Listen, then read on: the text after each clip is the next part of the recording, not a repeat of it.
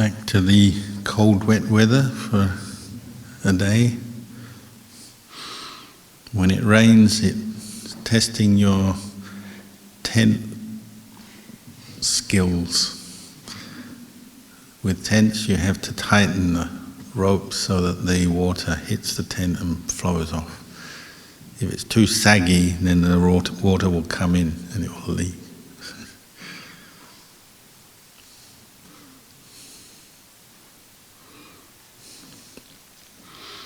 You ask any monk who stayed out in the forest for any length of time, they'll have stories of being completely soaked in rainstorms. Sometimes even falling into rivers and streams, and getting all their gear wet. One monk was crossing a stream in Thailand once. He lost everything. The stream was flowing so strongly because of the heavy rain. All his gear fell off. He slipped over, it fell off, and he just lost it all. It went downstream. So it's just part of the life, living in the forest.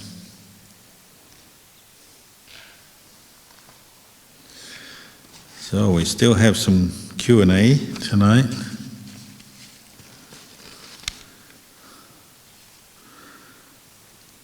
Ajahn, can you please comment?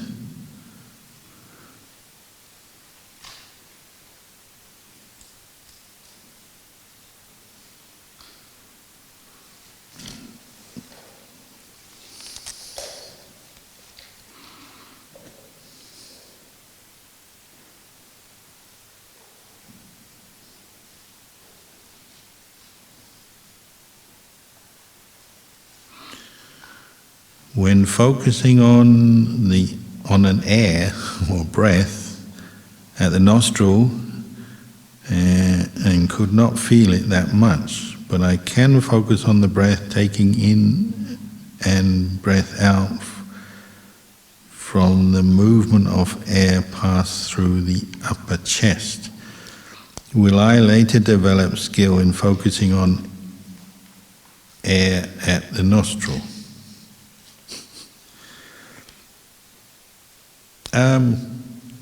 There's no one place you have to focus on the breath.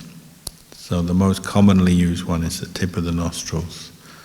So that's why we tell you to start there. But not a small number of people find that the chest works as well. The center of the chest, where the lungs are, so the lungs expanding, contracting, you can focus there. And then of course, the Burmese method is watching the rising and falling of the abdomen is quite popular as well. So those are the three most commonly used points. So you have to experiment, see what works for you for holding your attention. And if you find the chest works, well, just stick with that, that's okay.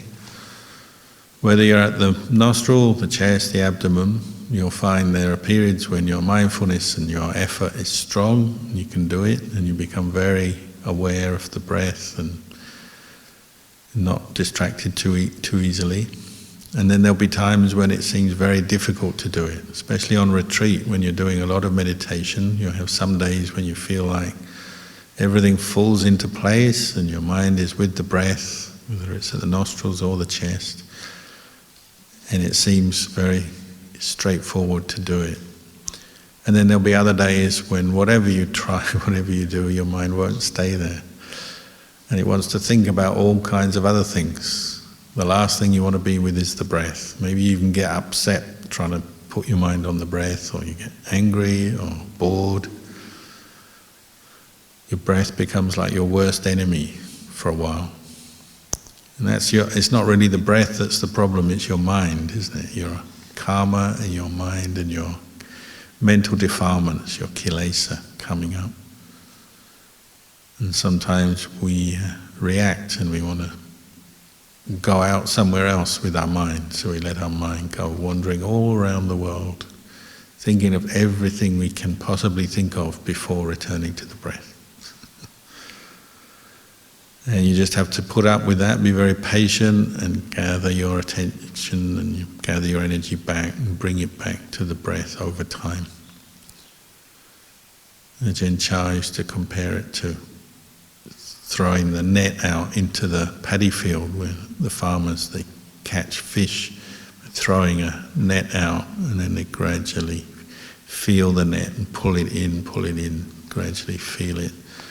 They can't even see necessarily what they're doing because their hands are underwater, but they're pulling the net towards them, and then they catch some fish. When we're meditating, we throw our net out, and we have to rein in, pull in our mind back to the breath. And sometimes it goes for a long time. Sometimes it's very quick, you can pull it back quickly, but sometimes it takes ages. But you just keep going and don't give up.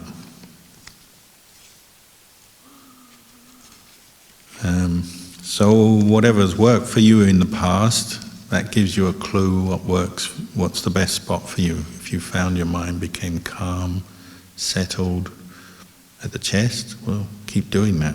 That's okay.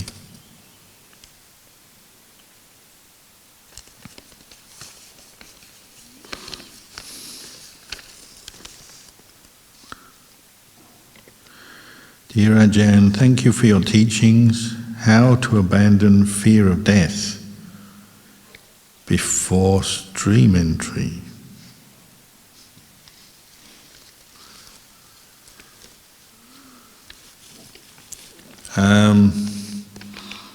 Well, the only people who have really abandoned fear completely are called anagamis, non-returners, and arahants, fully enlightened, fully awakened beings, because they've abandoned their attachment to the body. Their mind is so refined they no longer have fear, anger, lust, all the kind of coarser defilements based on the body of God. So even a stream enterer may experience fear, but their practice of vipassana and their insight and right view is established. So when fear arises, they see it as a defilement and they let it go. So it doesn't last very long perhaps, and doesn't overwhelm them. But for an unenlightened person, fear is obviously very overwhelming. And what do we fear most? Well, death, because we cling most to life. We all want to live. If you didn't want to live, you wouldn't be here, would you? So when you have one of those days when everything is going wrong, and you're saying, I hate life, I don't want to live anymore, that's not really how you feel deep down, because you're born because you had the desire, the attachment to be born from last life. And sure, life can be difficult sometimes, and you get into difficulties and then you react with aversion, and you may even hate life or hate yourself for a while.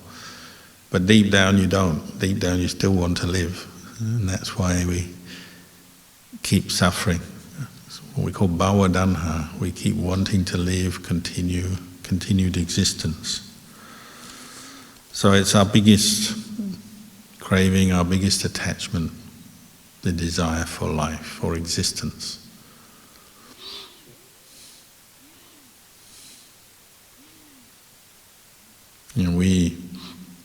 Even when things are going badly, we'd still rather have a bad existence than no existence at all. Generally speaking, that's how people are. That's just showing you how strong this desire for life is, and so you have a strong fear of death. So we use the whole of the practice to deal with this, don't we? We're developing dana barami, generosity, kindness, metta barami towards others. Already that reduces your fear a little bit. When you practice more dana, more metta towards other beings, you see other beings as the same as you, your mind becomes slightly bolder and you have less fear of all kinds of things. But obviously deep down you'll still have that attachment to your own body as a self, and you don't want to die.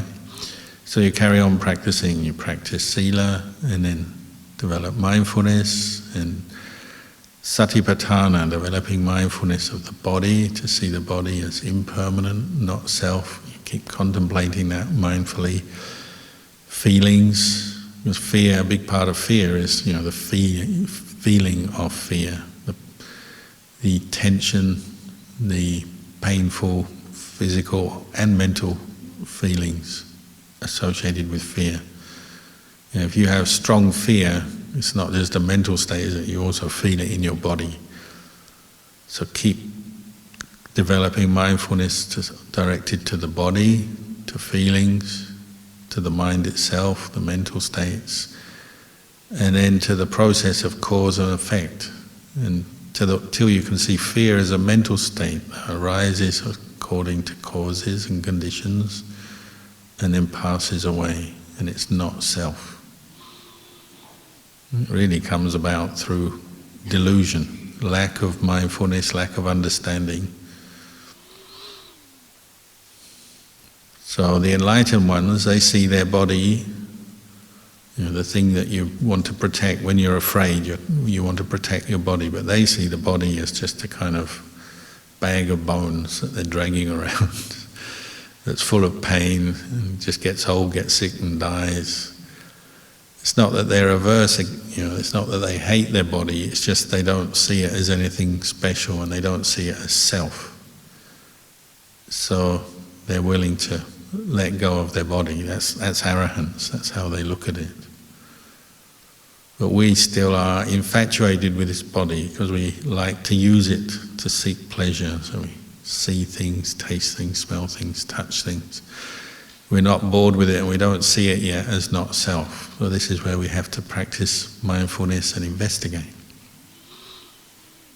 And fear always comes out of delusion and unawareness or ignorance. And nearly always we're projecting our fear onto a situation.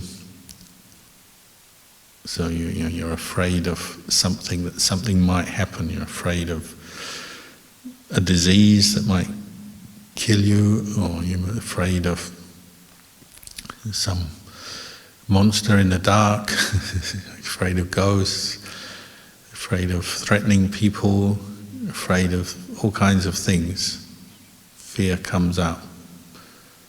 But it's based on the attachment, the identification with the body and the feelings as self, and you have to keep looking there, see the impermanence of those thoughts, those feelings.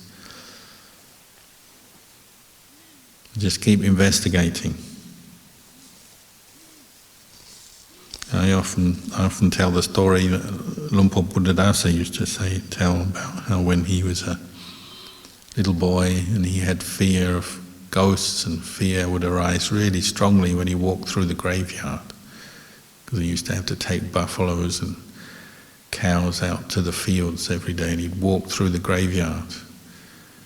He was only 10 years old, but he was really mindful and wise even at that age, and he recognized what was going on. He said as soon as he reached the edge of the graveyard, all his hairs would stand on end.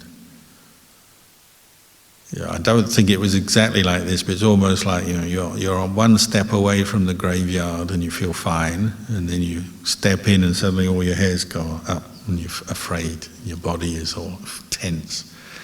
Then you step back and it all goes. It probably wasn't quite as simple as that, but he said generally he'd walk into the graveyard and suddenly he'd be overcome by fear. And then you walk through, and then you get out the other side with the cows going to the fields, and you feel fine again. So he's always asking himself, why, when I'm in the graveyard, is there this fear, and then I go out and it's gone? And he was thinking, well, it's all this accumulated sort of stories of ghosts and fear of death, and fear of this and that. It's buried deep in the mind, but when you're in a certain place, it will all come out, both physically and mentally. And he just kept thinking about this, contemplating this, until one day he noticed the cows, they're walking through the graveyard, and it was the rainy season and all the grass had come up. and they stopped and they wouldn't leave because they wanted to eat the grass. They always say the grass is best in the graveyard because no one else goes there. No other people take their cows there. So the cows stopped and they're having a good munch, and he couldn't pull them out. So he's like petrified. Oh no, we're stuck in the graveyard. And he's sort of pulling his cows and they wouldn't come. So he had to sit there, and he was thinking, hold on, these cows are really happy in the graveyard. They're not afraid at all, they're really happy. I'm afraid. Does that mean the cows are smarter than me? You could see it's a perception that he was holding on to, the idea, graveyard full of ghosts, full of death, all the things you don't like. It's a perception, it's an idea, a memory, it's all come up and it stimulates this strong emotional reaction. But the cows don't have that, so they're fine. And he said, I've got to learn not to hold on to this way of thinking and this way of reacting to the graveyard. So that was one of his first practices of vipassana when he's 10 years old. He was a very smart boy. Seeing through fear, seeing that fear is self-created through our delusion. We attach to our perception of a place or a situation, the identification with the feeling, the body, the thought. You have to investigate all that to see through it. See, there's nothing there, it's empty. When monks talk about emptiness, that's what they mean, the emptiness of mental states, emotions, even the body. There's no solid self in any of that. So when you see through that, then fear starts to dissolve. It may not all go away, but at first it just weakens, and then maybe it'll disappear altogether.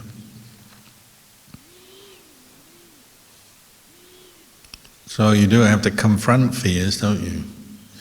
Doesn't mean to say you have to put yourself in a life-threatening situation, but when fear arises, you have to look at it, learn from it, and investigate it. Otherwise it's constantly going to get you. Keep coming back, returning, it can get worse, can't it? It can get stronger, becomes reinforced. So in essence, fear is impermanent, it's dukkha, it's not self. You have to keep contemplating it until you see that.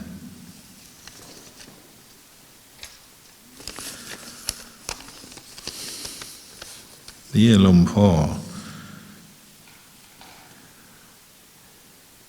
in the chanting it is mentioned practice directly. Can Luang Por please elaborate with examples? Well, we're practicing directly. We're practicing mindfulness. We're practicing the precepts. We're practicing mindfulness. We're listening to the Dhamma. We're reflecting on the Dhamma. This is all direct practice for the end of suffering.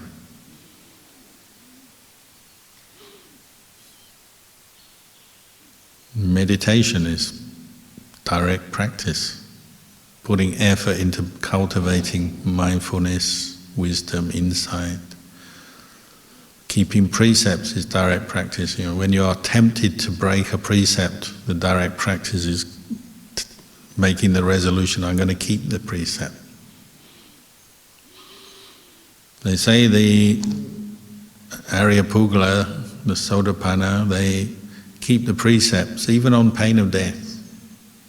So they think precepts are more important than death. I'm going to keep my precept. So they're in a situation where they're tempted to kill the charging elephant or whatever it may be, or person, the violent person. They're not going to break their precept and go and kill that person, or try to kill that person or that animal. That's direct practice where you resolve to keep the precepts, even if pushed to the point where your life is threatened. And usually they're not killed by whatever the threat is, but they're willing to sacrifice their life to keep the precepts.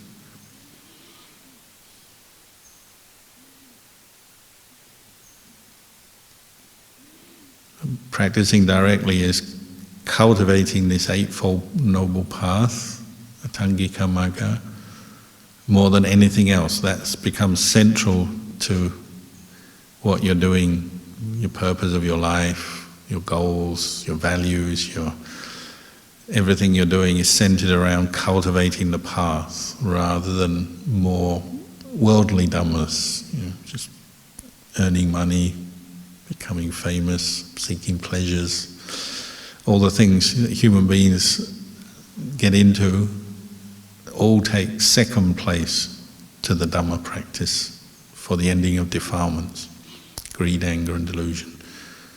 So if you know there's a defilement in your mind, the direct practice is seeing it as a defilement, say, I've got to abandon this. Some greed, delusion, jealousy, anger, hatred.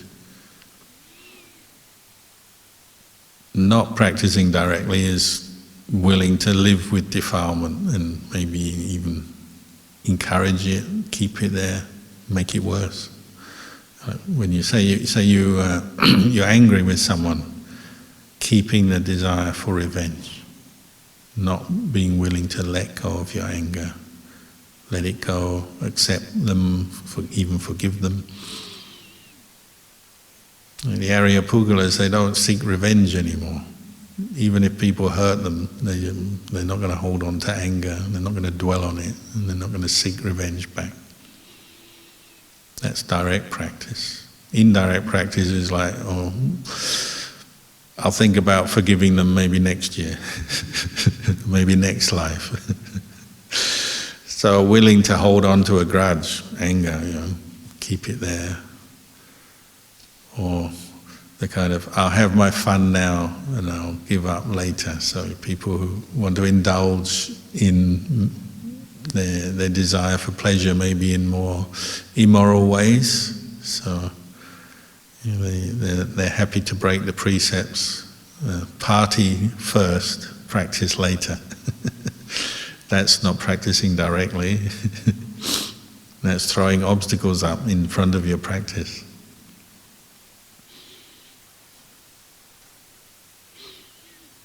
Sleeping. You wake up 5 a.m, it's time to go up to the hall. No, I'll just turn over and sleep a few more hours. That's not practicing directly, is it? It's saying, indulge in the pleasure of sleep. Maybe you're feeling depressed, I can't be bothered practicing today. It's no longer direct practice. The Arya-Pugalas, they've learned to practice whatever, whether they're lazy or they're feeling strong or they're weak, they're ill, they keep practicing. Even when they're ill, keep the precepts, keep practicing mindfulness. It may be harder, but they still do it. Even when there's obstacles, difficulties. Sometimes you hear people, and they say, I've had a rough year, so I've stopped meditating. Doesn't make sense, does it? If you've had a rough year, you should be meditating twice as much as before. But we like to have excuses. So we say, I've been ill, I had work problems, relationship problems, this happened and that happened, or my loved one, they had some problems, or I've given up meditating, or didn't keep the precepts, or didn't listen to much Dhamma, whatever. And this is no longer direct practice now, we're sort of stagnating or maybe even going backwards. And some people come to this monastery, I ask them, so are you still drinking or are you off the alcohol? This year's really good, I've given up the alcohol. And a few years later, they come back and say, I'm on the alcohol again, drinking again. Off and on, so it's sort of, this is not direct practice, this is kind of weaving around, or maybe going backwards.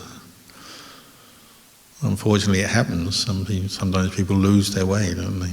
They turn around and they start heading back towards suffering.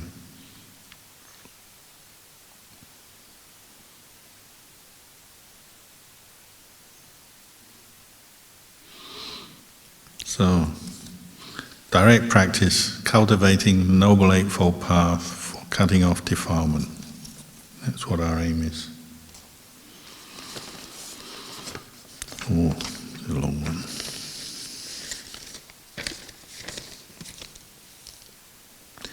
Dear Ajahn, do you believe that a leopard can change its spots?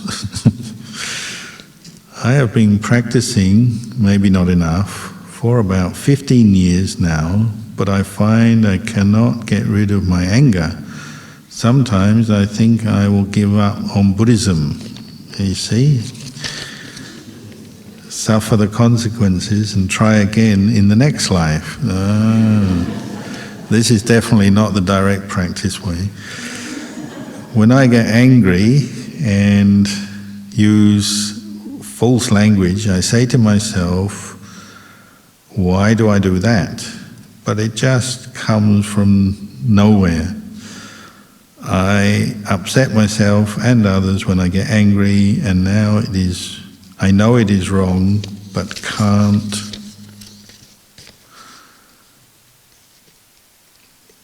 stop. I stop drinking, smoking, killing, anything. These things are easy to stop.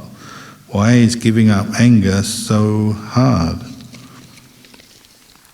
Because we attach to the sense of self in this body and feelings, and living in the world, we're constantly being tempted to get angry. There's constantly things happening that are not pleasant. You have eyes, you don't always see pleasant sights, you see unpleasant sights. You've got ears, some of the things you hear are pleasant, but some are unpleasant. You've got a tongue, not every bit of food you put on your tongue agrees with you. You have a nose, not every smell is very nice. You have a body, not every sensation you experience with this body is pleasant. And then you've got a mind which absorbs all that data and keeps holding on to it and throwing it back up again. So we have pleasant thoughts, pleasant memories, unpleasant memories. So these six senses are bringing us a mixture of pleasure and pain, and if we're not mindful, pain stimulates different kinds of anger, sometimes just mild irritation, annoyance, sometimes full-on rage, just depends. But we're constantly flipping between liking and disliking, liking the pleasant, disliking the unpleasant, because that's the nature of this world. They call it the Karma Loka, and Karma Loka is a mixture of pleasure and pain. If you develop strong samadhi, jhana, well then you can escape a lot of it, so then you don't get angry so much. But the roots are still there, unless you practice your vipassana, but at least you won't be experiencing it very often. But sometimes that can be a problem, so people, they meditate and they become quite peaceful and they attain some samadhi, which is good. But if they're not contemplating the roots of their anger, then they can come out of samadhi and still all the anger, the rage can come up.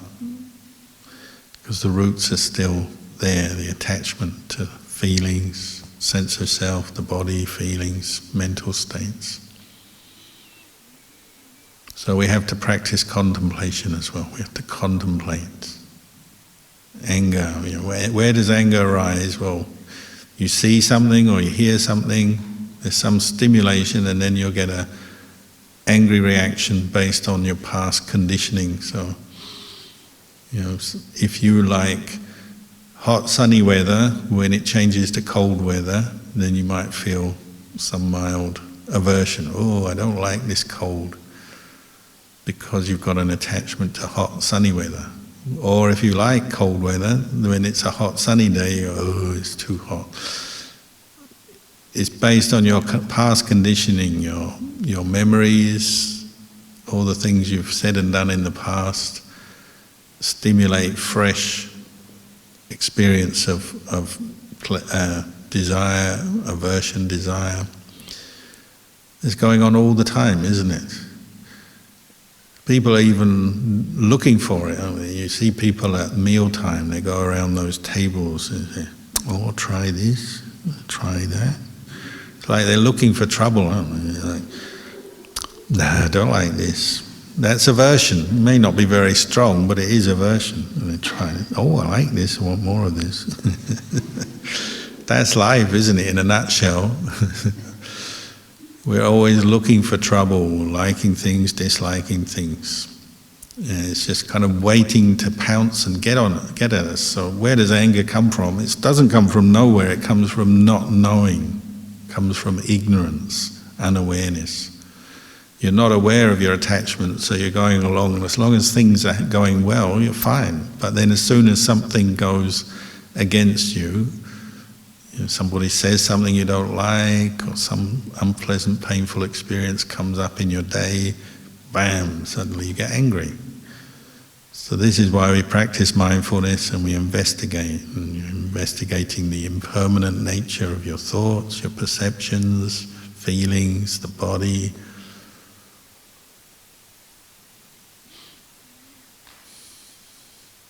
Really, if you've practiced a lot, the Arya-Pugalas, they don't get angry anymore, but it doesn't mean to say they don't have unpleasant experiences. It's just they don't pick up those angry reactions anymore. So that, like Ajahn Chah said, the causes and conditions for anger are still there, but the mind no longer runs with it. It no longer picks up the angry reaction, the angry emotion. Because it's seen through that, seeing it's impermanent, it's not self, and it's suffering. Anger is suffering. Why suffer? If you've really seen that anger is suffering, you won't follow angry thoughts, and you won't pick up those emotions and attach to them and run with them. But it's not like you have a life. Once you're an arahant, as far as I understand, it's not like your life becomes really easy in the sense you still have to deal with the world. You still get backache, or still have to meet people who are rude or obnoxious, or you have to deal with different things, or you eat some food and it doesn't agree with you. That still happens. It's just you no longer react with anger, because anger is suffering. We're not mindful enough, and we haven't contemplated enough, so we still follow these old habits of reacting with anger. And if you don't do any practice, then they get worse, don't they? They can be reinforced over and over again, so you can end up becoming more angry than you used to. Is unfortunately some people's experience. The longer they live in the world, the more angry they become, because they're not reflecting on what's going on. They're not understanding the process of how anger arises. They're not trying to find techniques and understanding to abandon it.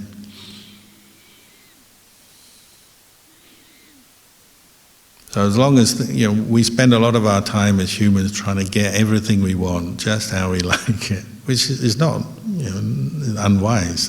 That's good, but you can never do it perfectly, can you? There'll always be something niggling you in the background of your life. Whoever you are, however wealthy you are, however much pleasure you've got in this world, fame, power, all the things people want, there'll always be something not quite right. So we have to practice looking at this process, how anger arises as well, because you can never get everything just how you want. But we try that. We try to get everything just how we want so that we won't have to experience anger, but sooner or later it'll catch us out. So we have to be ready for that, we have to contemplate.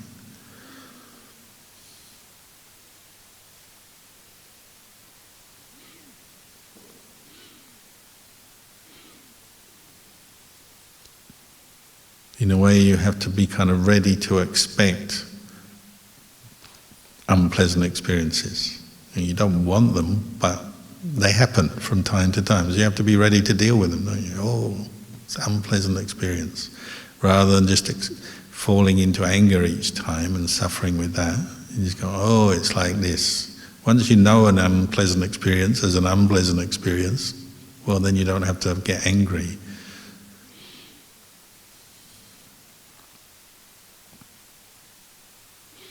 It's what we're doing in meditation every day, aren't we? You have another pain in your knee or your leg, and you go, oh, my leg's hurting. But if you practice regularly, well, oh, I know this is just what a painful knee or painful leg feels like. No need to fall into anger or aversion, you just know, oh, it's like this. Or whatever it is that brings up anger for you, depending on your character. If it's loud noises, or the food is not right, or the weather's not right, or some other person's behavior, or that person is not doing what they should be doing. Whatever it is that provokes anger in you, you have to get to know that, and then see it. Oh, that's just the way it is. Teachers like Ajahn Chah, they're always saying that. They're saying, oh, that's just the way it is. When someone complains about the world, oh, the price of things is going up. Oh, it's just the way it is, isn't it? No need to get angry about it or upset. Even when things are, there's some injustice that needs to be fixed in the world, well, good, fix it. But if you get angry, you're suffering unnecessarily about that problem. You're making it into a bigger problem than it needs to be.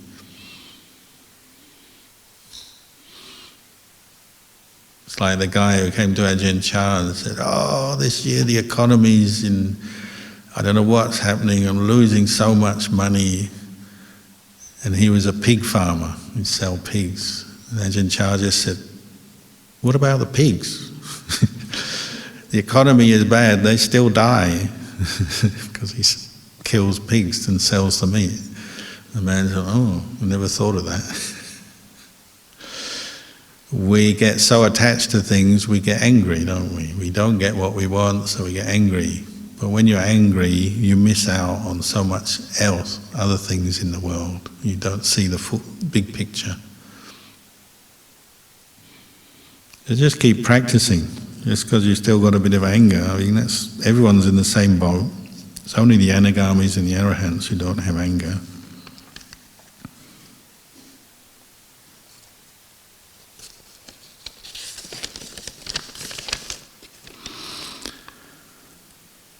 I have a question about discipline. Which tendency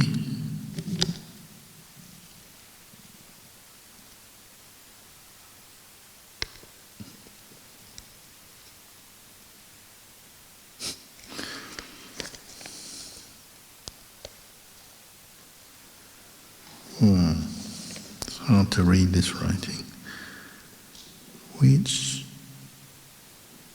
Which teaching and what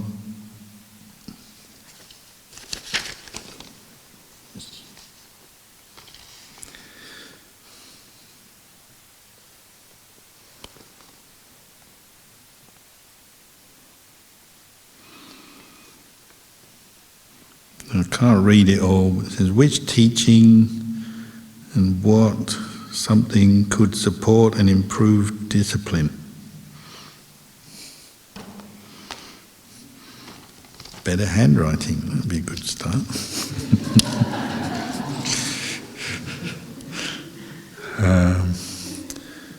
In discipline, probably the one translation or one term we use in the monastery is the term in Thai is Ko Wat Patipat, which means your kind of training rules. So and we call Vinaya discipline, monastic discipline. And even lay people keep Vinaya. You have 5 precepts, 8 precepts, and you have various practices that you take on. So committing to keeping precepts, training rules, training practices, so it could be committing to meditate for a certain period of time every day at more or less the same time, committing to keeping precepts, committing to certain practices that you know will help develop you.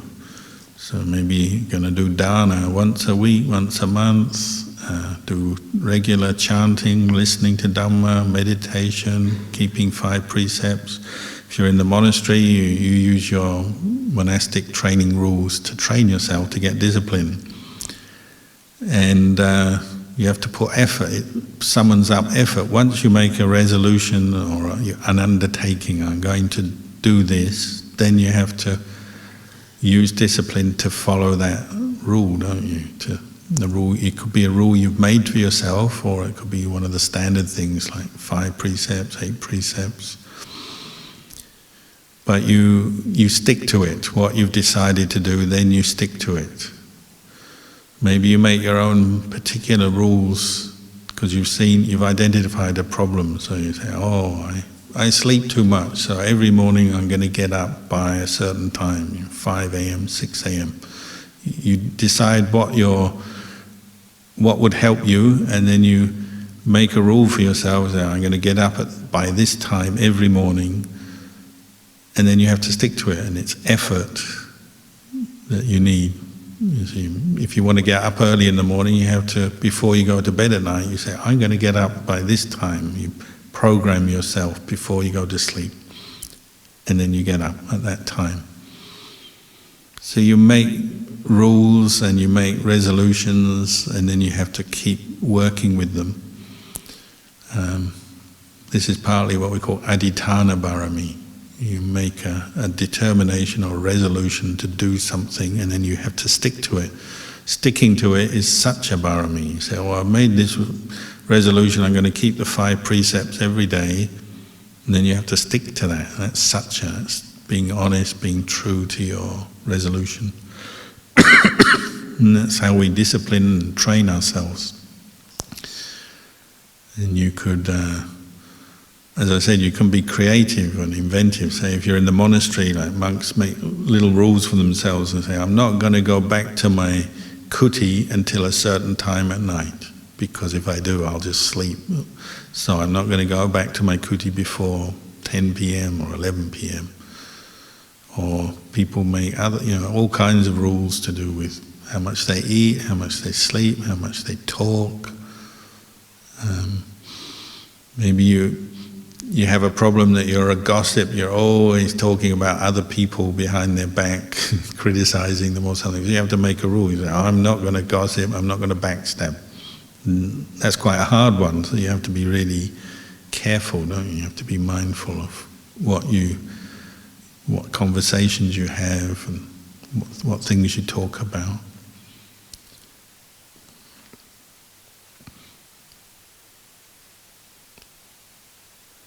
So making rules, determinations can help.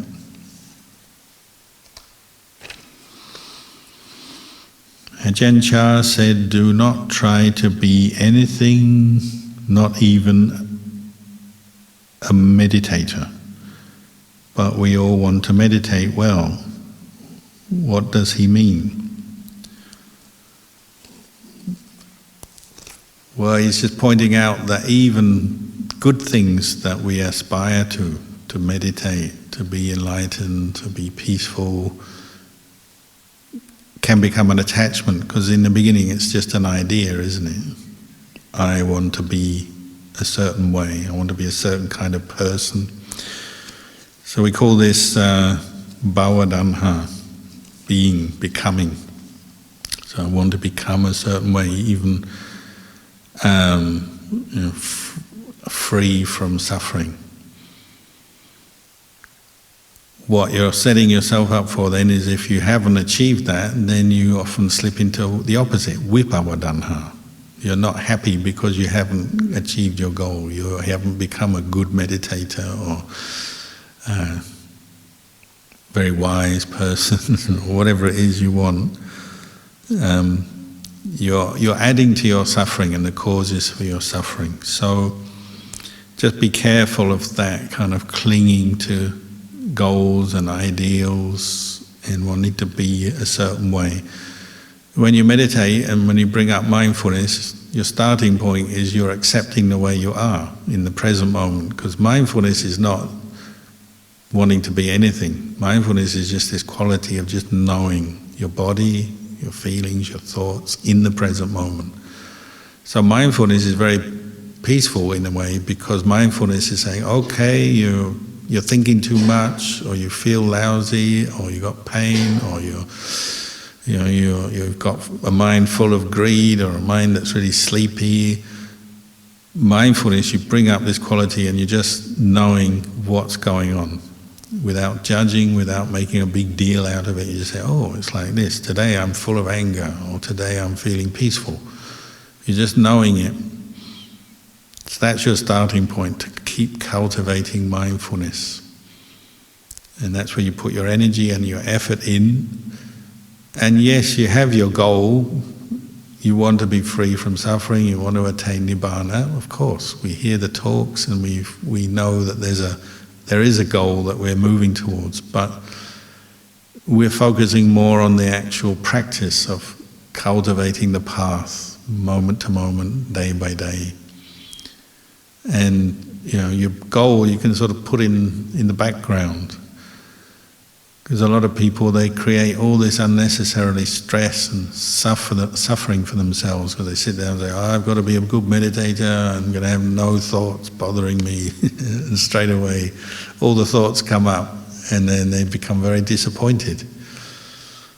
So you've got to come back to the creating the good causes, and obviously use certain qualities like patience, effort, and accept that sometimes practice will develop fast, sometimes it develops slowly, but as long as you're putting good effort into it, you keep coming back to developing this skillful effort, and then you trust that sooner or later results will come. So we have the simile of the tree, planting the tree. You keep looking after the tree and watering it and fertilizing it and protecting it, and the tree will grow all by itself. And you can't force it to grow faster, and you can't shout at it, tell it, you're going too slowly here, do more, grow faster. And we do that a lot with our mind. We forget to nourish it with all the good causes, and we just sit there going, I should be more peaceful than this, I'm no good. And so a lot of us experience self-aversion and disappointment that we're just creating ourselves. We need to be more relaxed. We put forth effort, but also in a relaxed way, and accept things take time, don't they? So it's just Lumpur is just pointing out that you can create a lot of suffering by being too idealistic and having too, what we call a results-orientated practice. I've got to attain jhana this retreat before I go home. Otherwise my life is not worth living. And, if you don't attain jhana, so what do? You give up Buddhism. Like the last question, you're just ready to give up. Mainly because you were setting impractical goals or being just too idealistic. All you have to do is be mindful of one breath in, one breath out. Just start there and keep doing it. Doesn't matter how long it will take, whether you're going to get enlightened this retreat, or in 10 years' time, or in 10 lifetimes' time. Doesn't matter. You don't have to think about time spans. Just come back to one breath in, one breath out. That's a good starting point. Never disappointed. One breath in, one breath out. You're not going wrong, are you? That's the direct practice. Maybe you're sitting there going, when am I going to get peaceful? I should be more peaceful. I should be a good meditator. You're undermining your own efforts. You become sad, depressed. Give up. The modern way of thinking is there's got to be positive, and you can visualize your goals. So you can try that. I'm going to be the best meditator in the world. But you probably very quickly become disappointed. So you don't have to be the best meditator, you don't have to be the worst meditator. All you have to do is know one breath in, one breath out. Just start there. Easy. Everyone can do that. Like today, I assume you've all kept the 5 or even the 8 precepts. That's already an amazing success in your practice. If you've kept 8 precepts for a day, that's already a huge conditioning factor pushing you a bit closer towards Nibbana. It's not a small thing. Maybe you meditate and your mind still has all kinds of thoughts and worries, and you're sleepy and you can't settle down. Okay, There's more work to do, but just keeping 8 precepts for a day is already a very amazing kind of good karma. That will ripen one day. It will really help you when you need it.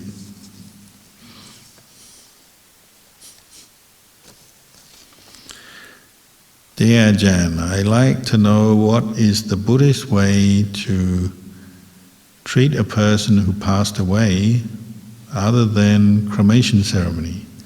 For example, do we meditate and chant to pass merit to the deceased, or what else is to be done? Please advise or suggest. Well, yeah, we can certainly meditate and chant for the deceased.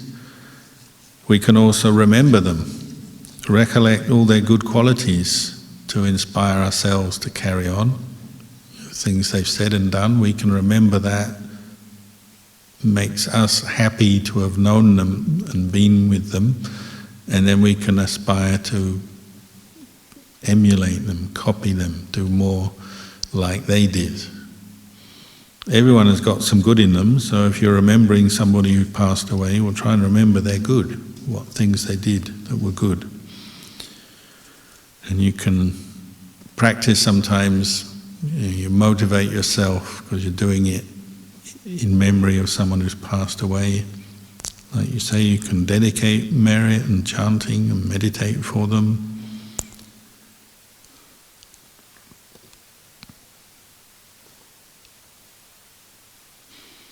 If you were close to someone and they died, for the rest of your life probably you'll be able to remember something good about that person. So they can be a source of inspiration, mental strength over and over again. You can remember what they did in their life, how they lived, what they said, what they did, and then you bring that up. And normally we call, if it's say a teacher like a monk or a nun, you call that Sanghanusati, recollecting the qualities of a Sangha, and you may recollect a particular person. But could also be, say, Devatanusati, Chakanusati, these different recollections of the good, of wholesome qualities. So maybe there's someone you know who's died and they had some very good characteristics. They could be generous, they could be kind, forgiving, hardworking, smart, intelligent, and you remember some of that. That's like recollecting these wholesome qualities, and you can bring that into your own practice.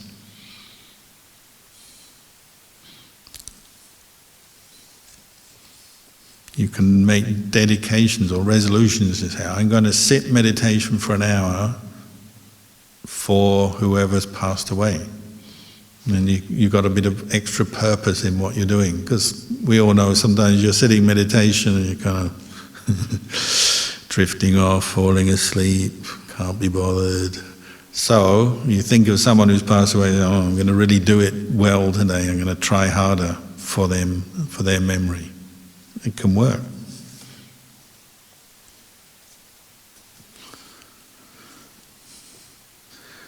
Venerable Sir, this is my situation. When the conditions are all set up for meditation and you are willing and keen to practice meditation, out of nowhere comes the feeling of being very sleepy. Why does this hindrance get so strong when you have all the conditions to meditate? Can I use this hindrance as an aspiration? Thank you very much for your insight. Well, that's the way the hindrances work. They keep sneaking up on us, one after another. The Buddha said they're like 5 bad guys after you, and you just sort out one and then the next one comes along. So the monks have a joke. We say, you're just meditating and you've had, maybe you start off meditating and you're all full of aversion because something happened today that made you really angry, so you work really hard, spread the metta, get rid of the aversion, you're just settling down, And then you start to worry about some job that you didn't do yet. So you start worrying, and then you tell yourself, "Oh, don't worry about that. Let it go. This is time to meditate." So, okay, let go of that. Now you're just settling down, and because you're settling down, you feel more relaxed, and then you start falling asleep. Oh dear, falling asleep. Better sit up straight, open my eyes, put more effort in. And then you wake up a bit, your energy comes back, and then you start to think of something you like. Oh, I wonder what's for the meal today. And it's just endless, isn't it? And then you start thinking, oh, all morning I've been meditating here, and I'm not peaceful, and I'm not mindful. I think I'm doing the wrong meditation technique. Doubt. So all 5 hindrances will come up like these sort of 5 guys trying to get you one after another. It's quite tiring, but that's what we have to work with. You have to bring up, like the easy way, the direct way, practicing directly, is bring up mindfulness of your object, and all 5 hindrances, when you're fully mindful of your object, they will drop away, won't they? But they're quite persistent, because they're like, we're so used to them, we're used to giving in to them, their demands and their sneaky ways, that you're mindful for a while. I'm with the breath, I'm not going to think about anything, I'm not going to give in to any of the hindrances for a while, and then they start sneaking back in again. Oh, what about this, or what about that? And your mind starts daydreaming or wandering off. So you have to keep working at it, keep practicing. That's why we call it right effort, the effort to bring up all the wholesome states and abandon the unwholesome states, which are the 5 hindrances. And that includes sleepiness. So you have to also work out some ways to do it, some techniques, some skillful means. The word is ubaya. So if you're, falling asleep while you sit, get up and walk. It's harder to fall asleep when you're walking. Not impossible. But harder. So go out and do more walking, that's fine. Ajahn Chah said, if you're really sleepy when you're walking, then walk backwards. Because you'll be worried you're going to fall over, so you try harder, so that will wake you up. So there's many things we can do for sleepiness. And one thing is just understanding what's going on. Maybe you didn't sleep as much as you normally did do last night, so of course you feel tired. Maybe it's the lack of stimulation. Normally you go to work, and when you finish work you come home and you've got phones and computers and TVs and conversations, all kinds of stimulation. So when you're on retreat you've cut all that out, so there's much less sense stimulation, so then the mind goes dull very easily. So you have to work at it. You have to say, I'm not going to give in to this dullness, I'm going to stimulate myself with Dhamma. So recollect Dhamma, remember Dhamma teachings, that can wake you up. Obviously put your attention on your meditation object, that can brighten your mind. Do walking meditation. You do whatever you need to do to overcome your sleepiness. You're patient, you put forth effort. And notice things, like you notice there are times of day when you're more sleepy and times of days when you're less sleepy. You can work on that. Do more sitting meditation in the time of the day when you're feeling less sleepy. Maybe straight after the meal it's very difficult to sit because you're falling asleep because you're digesting food, so that's the time to walk. When you're later in the day, like now, maybe you've digested your food, maybe your body feels lighter, so then you can put forth more effort to go against sleepiness. So you have to learn what works for you, what time of day, what reflections work for you. In the Zen monasteries they have the monk who taps you on the back with the bamboo just to wake you up. You have to learn how to do that for yourself, something to stimulate you, brighten the mind, wake you up. So the easiest one is go out and walk meditation for a while. The Buddha said if it's at night and you're sleepy, you go out, look at the stars. You do that here, you go, where are they? or the clouds. So you look for them. That will wake you up. Wash your face. Cold bath. I know monks who've done that. I was in one monastery, they had a stream running through the monastery that came from the mountains, and the water was freezing. So when monks were having sleepiness problems, they go and jump in the freezing cold water. Whatever works, you have to keep at it.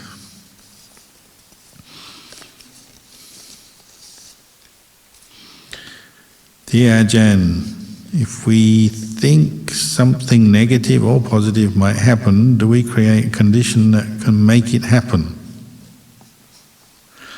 Sometimes. It depends how much control you have over the situation, doesn't it? So your mind state is one factor in everything, but it's not the only factor, is it? But in terms of your karma, your intentions, your actions, well, they're preceded by thoughts first. You have mental intentions arise, so then that will lead on to speech, action. So if you keep thinking something, good or bad, then there's an increased likelihood you'll do it, you'll say it. So be careful, especially of those more evil, unpleasant thoughts. Because sooner or later they come out, don't they? So if you're really angry with someone and you keep thinking about it, well, sooner or later you'll see them and you'll say something or do something. So try to become more mindful, question your intentions, your mind states, recognize the unwholesome ones, let them go, keep working on it. And we use mindfulness, you use wisdom, wise reflection, we use precepts. So of course, yes, sometimes you have an unwholesome mind state, but you've got a precept that you keep to stop you indulging it. So maybe there's someone you see that you want to be critical of or insult, but you don't because you're keeping a precept. When you keep the precepts, you become more mindful, and this feeds back into the mind, so that then you see the motivation behind the intention may be to break a precept. So when the fly lands on you, your hand goes, you're thinking of squashing it, but then you say, oh no, I keep the precepts, so you don't squash it. That thought becomes clear to you then, the intention to kill. So then you say, I'm not going to follow this, so what shall I do with this intention? Well, I'll just ignore it then, let it go. So little by little you're weakening the tendency to kill. And that's the same for stealing, sexual misconduct, lying, insulting, taking intoxicants. And generally, greed, anger and delusion. If you keep becoming mindful, you're undermining it. And if you keep doing good things, practicing dana, generosity, practicing metta in daily life, kindness, you keep practicing meditation, you keep developing mindfulness in different situations, you are increasing the likelihood of more mindfulness coming up and doing more skillful things. And you get better at doing good things, don't you? You keep meditating regularly, you get better at it. You keep practicing dana, you get better at it. It gets easier. If you're a newcomer to Buddhism, maybe you say, oh, I'd like to try doing a bit of dana, go and help somebody or do some offering or something. You do it and you're a bit kind of unfamiliar with the whole thing, so you do it and then you think, that was good, so then you do it again. And after a while it's very easy, isn't it? Helping people gets easier the more you do it. Keeping precepts becomes more natural the more you do it. Then you don't even think about it. You get to the point where you don't even have to think about killing or not killing. It's just natural. The thought doesn't even arise. It changes the way you think. It changes the way you act when you practice precepts. You practice dana, you practice precepts, and you practice mindfulness. It changes you for the better. So keep doing it.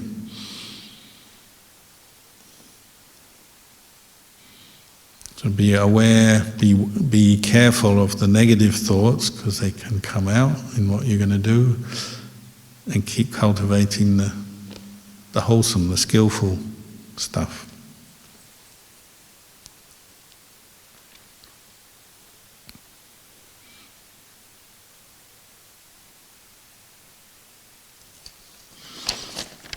The last question.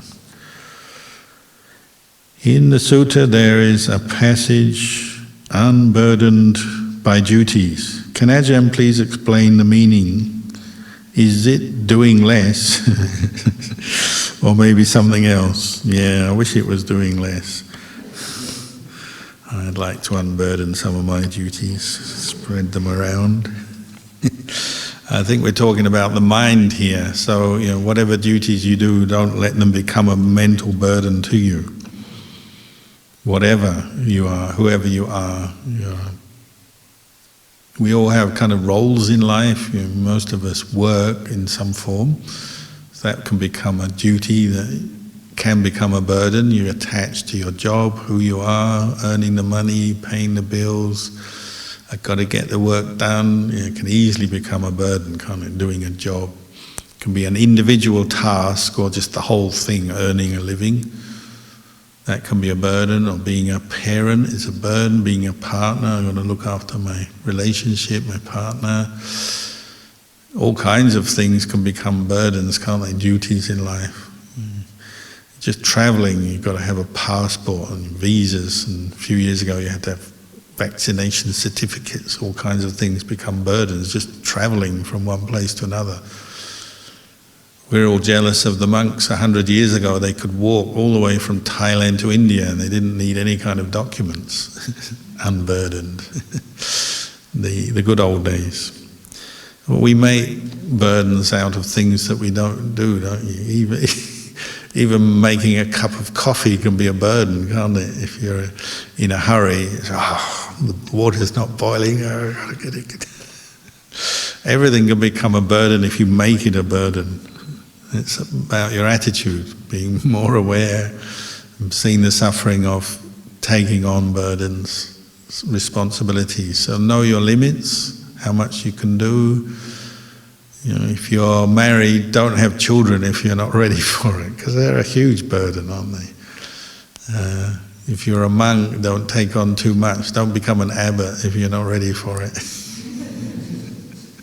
Don't become a teacher.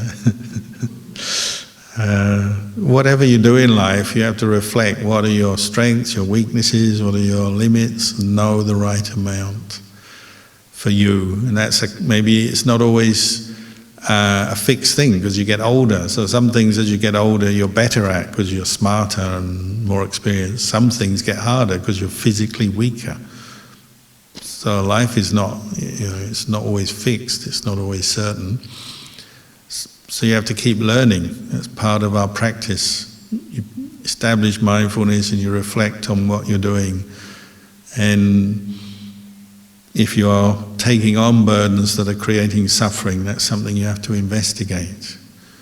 Very common when you help people, you feel burnt out. You're tired helping people, physically tired, mentally tired. Could be helping kids if you have kids, or to do with a job. If you're in any kind of health care, then that can become a burden, or you're a teacher, or just having relatives. Maybe there's some relative of yours that is in trouble and you're having to look after them in some way, pay their way or help them, give them advice or be a support for them because they're suffering in some way, and that can burn us out. So you have to learn what's the right amount for you, what you can cope with. So whether the duties you're taking on, the roles, the tasks, the things you do are they increasing the suffering in your mind to the point where it's like overwhelming? There may be a little bit of suffering involved in many duties and things, but if it's becoming to the point where you're burnt out, then that's something you have to think of and adjust. And sometimes we have to learn how to shed our load, shed our burdens, or reduce our burdens sometimes. You're doing that now. You come on retreat, you've let go of a few of your burdens, haven't you? someone else is feeding the cat, someone else is cleaning your house, or maybe your house is just empty. That's a skillful thing to do. You take time out, and then you get a better idea of your burdens and how much you can cope with and what you can't cope with. And maybe when you go back after this retreat, you realize your house is full of all kinds of stuff you don't really need. So after your retreat, you go home and you start giving stuff away, maybe, because you don't need it. There's all kinds of burdens, duties, responsibilities we take on, and from time to time we have to reduce them or change them, adjust a little bit.